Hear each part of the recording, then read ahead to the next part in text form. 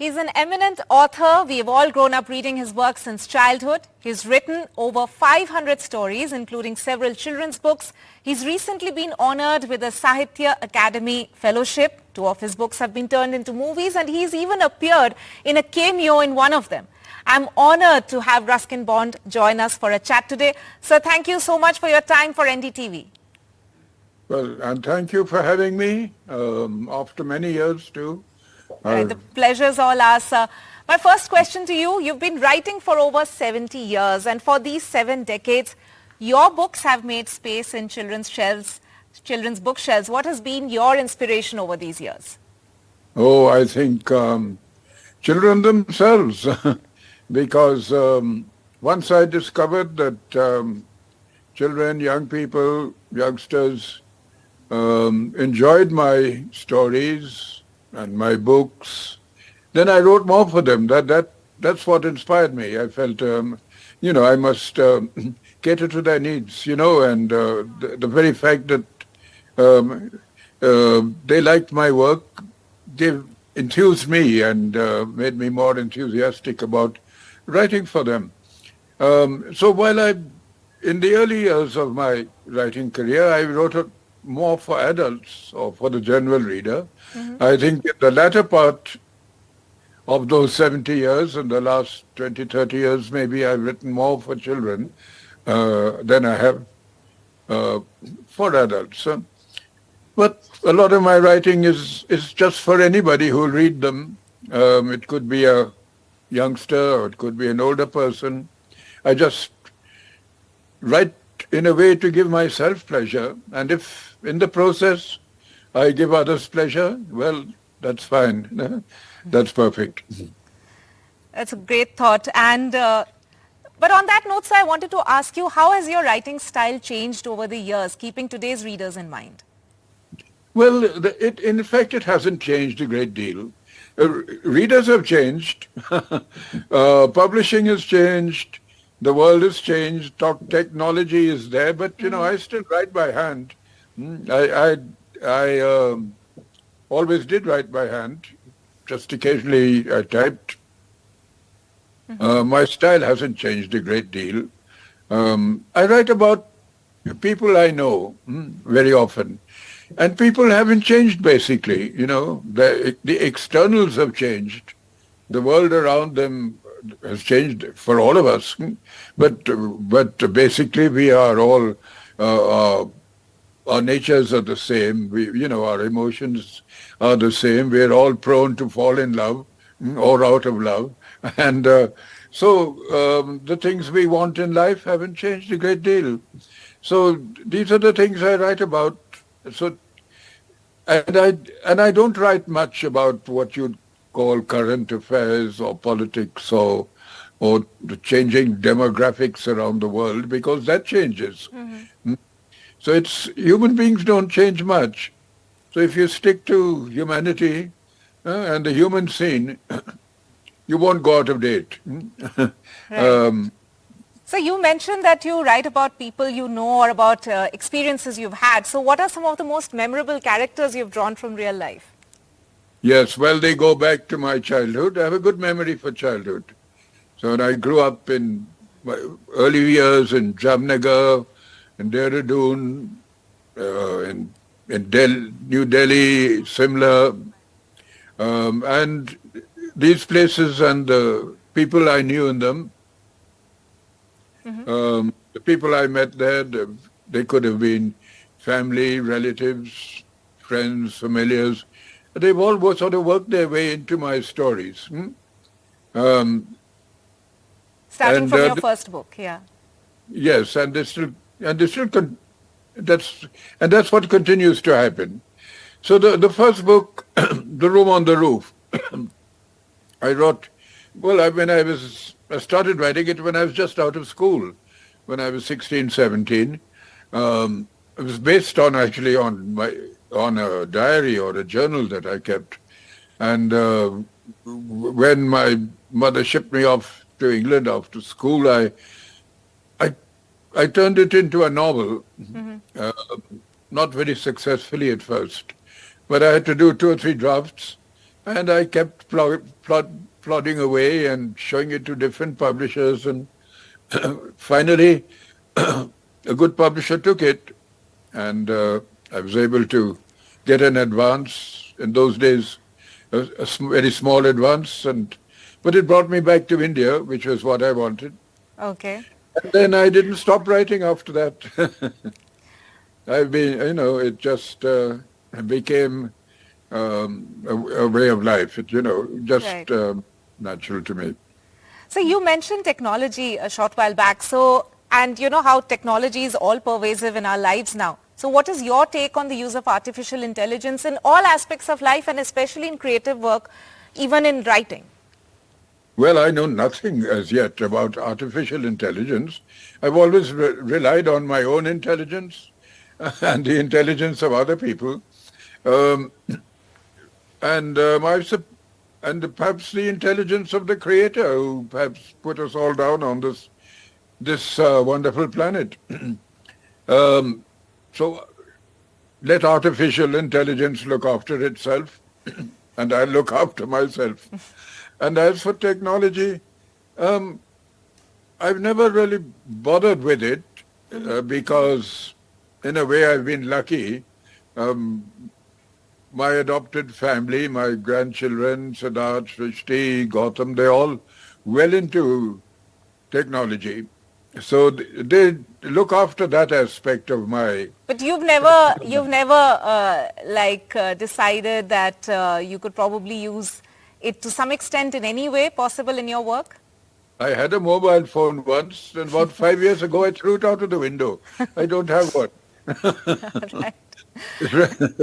So, and I've never used it, but I have no objection to it. Sometimes I make full use of it in that, I'm a sentimental person. So if I feel like listening to an old song, that I remembered from my childhood, I'll say, Shrishti, please get me that song. What was the one I wanted the other day, Shrishti? The young singing, I don't want to set the world on fire. Well, when I was 17, I did want to set the world on fire. So she gets me these songs or old movies and things. So that's wonderful. So I have no objection. But I don't need it in my writing. In your work. So I'll ask you some quick questions. Sorry to interrupt you there, but some quick rapid fire questions just for for your fans rather, and our audience to get an insight on your take on multiple things. So Kindle or audiobook or a hardbound copy, what would you prefer? Well, I read books, printed books, hardbound books usually. Audiobooks would be useful for older people and who can't see very well. And what is the third? Like the old-fashioned way, the hard copy of a book. Yes. Well, Kindle, Kindle, hard copy, and an audiobook. A printed book is what I normally read, and I've got hundreds of them around me. My room is just packed with books to everybody else's disgust because everyone keeps falling over them. So printed books, and then I've never read Kindle, and I've audiobooks. Some of my own stories and books have become audiobooks, so I'm quite happy with that. And a lot of my books are also available as on the internet as Kindle books. Right.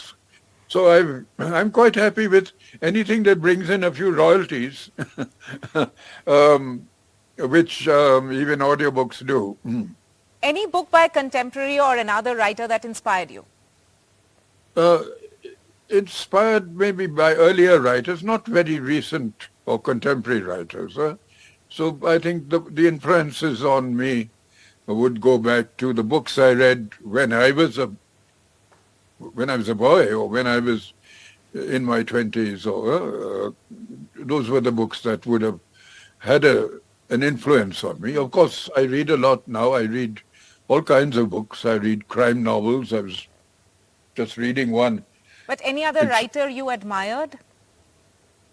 Many writers I admire. let me think, of current writers. Haven't read many current writers recently, but I certainly grew up on writers like Narayan and Mulkrajanand and the writers of the 50s, and and uh, and others of their ilk. And my favorite writers would be writers like Somerset Maugham or Graham Greene. So big writers of the 1930s, 40s. Right. So, my next question, sir, what's the nicest compliment anyone's paid you or any memorable encounter with a fan? With a fan. Yes, well, there was a little girl who I went to a school in Delhi, and she must have been 7 or 8, and her teacher asked her, now, what do you think of Mr. Bond's writing? And she thought about it, and she looked hard at me, and she said, Mr. Bond, you're not a bad writer. You're not a bad writer. So I thought that was great. So I accept that. That's very humble of you, actually. Sir, I know you may not want to choose one, but I'll still ask you, what's your favorite work? Your own work? What's your favorite book? So hard to say. Some of the stories I wrote in my 20s and 30s, I think were my best, and some of them are very romantic too. And that was my romantic period, you could say.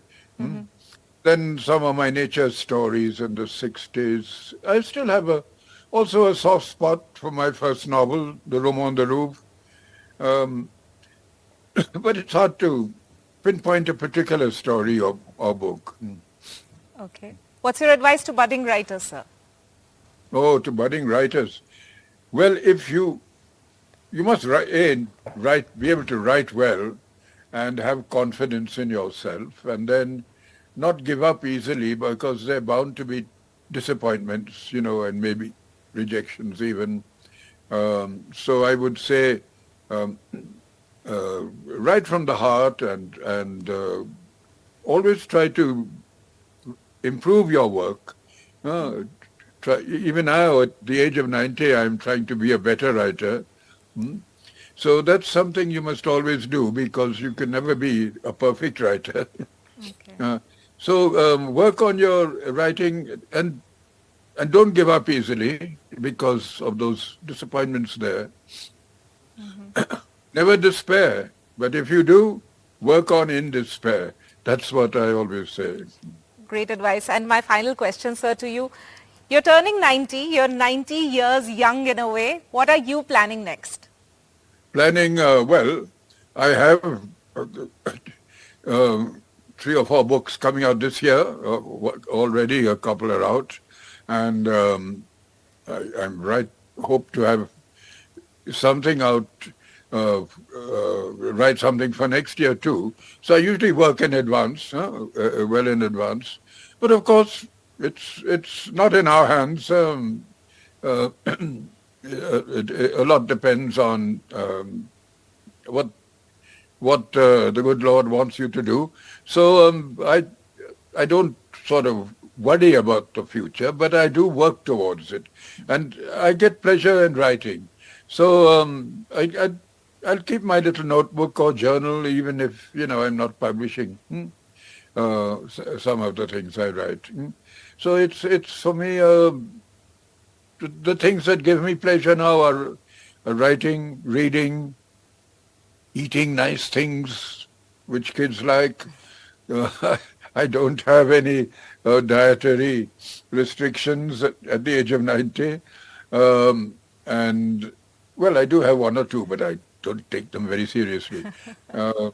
What else do I like doing? I used to walk a lot, but now I can't walk very far. So those are the things I like, and I'm very lucky. Kudos to your spirit, Mr. Bond. Thank you so much for sparing time for us, and all the best for your future. You have a lot lined up already for this year. Thank you so much for speaking to NDTV. Thank you so much. Thank you.